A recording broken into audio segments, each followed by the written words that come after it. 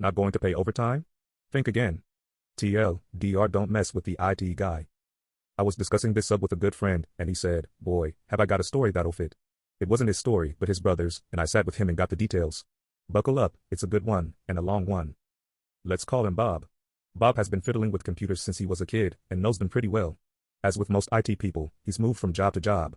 The employer he worked for was a service/distribution company, and there were 2 IT employees. The company was located in Ontario, Canada. About 3 years ago, Bob's employer decided to modernize their software. They had separate programs for dispatching, for inventory, for payroll and finances, and it was complicated moving information from one program to the other. They decided to get an ERP, Enterprise Resource Planning, program, and Bob recommended one that he knew inside out from a previous employer. For those of you who don't know, an ERP program handles everything.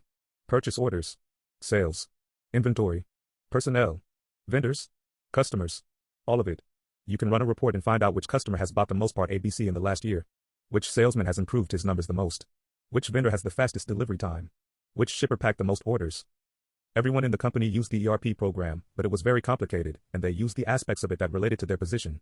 For example, the receiver would accept a shipment, verify the quantity, confirm it was received, and the inventory stats would be available to the salespeople if they wanted to look up how many were on hand. The receiver didn't care what the price was, or who the vendor was, he just did his job. Bob was run ragged during the implementation process, but he managed to train most of the employees on their aspects, and after a few months, everything was running fairly smoothly. Bob still got tickets for tweaks in the operation of the software, and occasional hardware IT issues. Then the company decided to expand their footprint and was marketing into different time zones. That messed things up. Atlantic Canada is 90 minutes early, so if someone sent an email or an order at 8 a.m. their time, it would arrive at 6:30 a.m. Ontario time. Pacific Canada is 3 hours late, so an email sent at 3 p.m. Vancouver time would arrive at 6 p.m. This stretched out the day, so many staff came in early and worked late.